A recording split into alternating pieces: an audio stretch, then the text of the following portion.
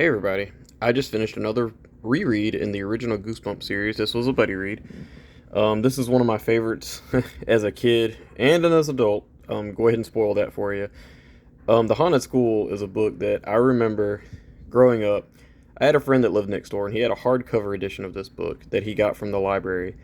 That's actually like a holy grail. Like if I could find that, I'd be really, really happy. But yeah, I'm trying to save money, so not trying to buy any more.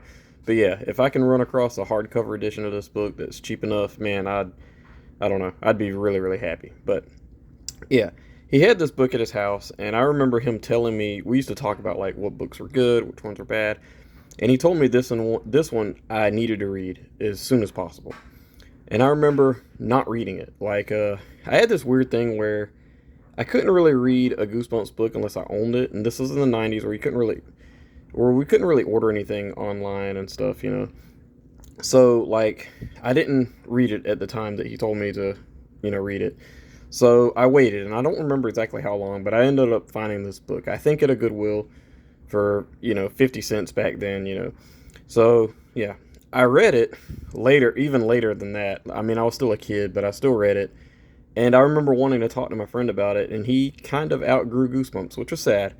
But yeah, or says he did. I think that if he actually read this one again, he'd jump right into it because this was a really good book. I was a little worried about this book not being as great as like my childhood tells me it was, because this book was like one of my favorite books like of all time. And maybe I overhyped it a little bit, but I'll say right up front, I did not overhype this. This was as good, if not better, than what it was as a kid. Yeah. The story itself starts off with Tommy Frazier. He just moved. He's going to a new school, Bell Valley Middle School, and he joined this dance committee to make friends. Because he just started this new school. He meets Ben and Talia, two friends that are helping him with this dance committee thing that he signed up for. He's on a ladder, and he says something like a invisible hand grabbed my shoulder and pulled me off the ladder. I remember that from the first beginning of this book, back in the day. Like I remember that like sentence, and nothing really pulls him off. He's clumsy, and he tried to use an excuse to himself or something. So he's talking to Ben and Talia. He falls off. He gets up, and they're making these little banners for the school dance. And Ben is a pretty decent friend. He picks on him a little bit here and there. And Talia is just this pretty normal girl, other than like her obsession with makeup and lipstick. She's constantly putting it on her lips and stuff like that. Um, he tells, or they tell him that they need to have some paint for these banners. So he says, "Okay, well I'll go and try to find them." Like he's trying to impress them by going and finding them. And they say, "The school's pretty big. Do you know where it's at?" He says, "Yeah, I know where it's at. It's in the art room." And they give him directions, but he still ends up getting lost. He goes to this classroom, and he starts hearing these voices behind the walls, like talking, and it sounds like Talia and Ben, laughing and stuff. And he's like, "How did they get up here before me?" So he opens up one of the classrooms, and he discovers this like classroom full of statues of kids inside this room.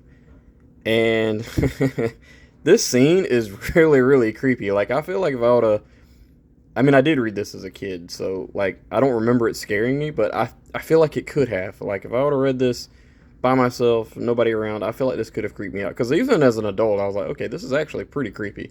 You hear voices, and then you see the statues of these kids. They're, like, life-size. They're all sitting at a desk.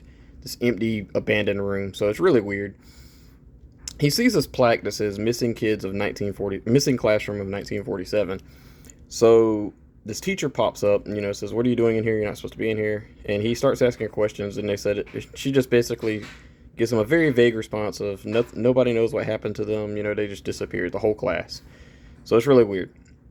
He goes back, and he talks to the kids about it or whatever. They seem like they don't know anything either.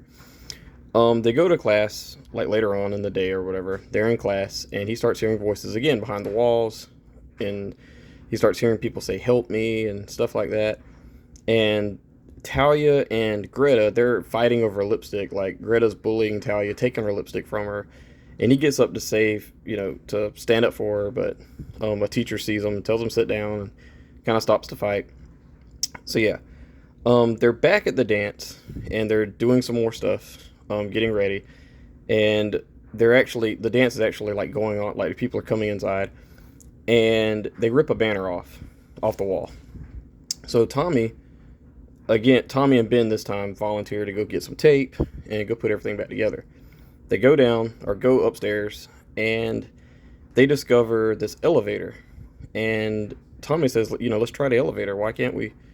So they get in the elevator, and, Ben is very, hesitant on getting on this old elevator. It's like 50 years old. It hasn't worked, in a while. But they get it to work, and they go sideways. Instead of going up and down, they go sideways. They end up in this room that's just dark black. Like there's nothing around. And they go inside, and I think they turn the lights on, or the people in the room turn the lights on. And they see a bunch of these kids hiding behind bookshelves, like 5 of them. And they notice that they're black and white. Like they have no skin color or anything like that. They're gray, not black and white, sorry, but they're gray. And they come up to the kids, and they start like pulling on their clothes, saying, "Oh, they got color," stuff like that. They haven't seen color in years, and everything's broken up by this guy named Seth. Seth comes up, and he's a gray kid too, and he tells them basically what happened was they were at this. They were the first ones at the school, and they had to have their school picture taken. And this teacher named Mr. Chameleon took their picture, and it sent shot a big flash, and it sent them to this world that they call Gray World. And there's some other students in this class too, but they're outside. And so the kids are freaked out. They try to escape. But the elevator doesn't have a door, and there is like on the outside of the door, it won't open. So they climb out the window. And they enter this like gray world where it's just everything's gray and like foggy and stuff. And there's these other kids that the original kids, Seth and all of them, tried to warn them about, that they've gone mad, like they've gone crazy and stuff like that. And they run into them, and they start they have these buckets of like black goo stuff, and they start trying to pour them on the kids, trying to make them drink it, and just they're really weird. It's like Children of the Corn kind of thing, and it's very, very intense. Tommy has a lighter that he uses, that he has earlier in the book that I forgot to mention, but and you kind of think, and I remember, the bad thing about this book is I remembered a lot of it. This isn't one of those books that I didn't remember a lot of, so I mean that kind of took away from this a little bit of suspense, because I knew it was coming and I was just kind of waiting. But yeah, if I would have just read through this, I would have thought that the lighter would have came in handy, but it really doesn't. There's a unique way of everything kind of wrapping up, and there's a really great twist ending. Yeah, that's really all I'm going to say about this. This book's awesome. This is one of the best books in the series. This is a genuinely creepy, scary book. Like by Goosebumps standards alone, this is like really creepy. Like when they're upstairs and they're with the statues, they hear these voices. I can't even get over that. Like it's really creepy. And then the scenes where these kids jump out behind these bookshelves and start pulling on their clothes. And then there's a scene where they get like trapped in the elevator. They can't get out, like for a minute or so, and then they can finally do. Yeah, that's it's creepy. Yeah. The Haunted School easily gets a 5 out of 5 stars for me. I knew I was going to give it a 5 out of 5 stars before I started on it, because this book was great. It's one of my favorite books in the series. It's one of my favorite rereads. I felt like I read this more than twice already. I could be wrong about that, but yeah. The Haunted School gets a 5 out of 5 stars. If I had to complain about anything, there's like a scene where the teacher's away and they start like playing around, horsing around. They pull out a boombox, and it's just kind of cringy a little bit, but not bad. It's in the 90s, so whatever. And I also wish we learned more about Mr. Chameleon. The only thing we know is he didn't like kids. That's why I sent him here. That's it. There's really no reason why he's there's really no other explanation for anything.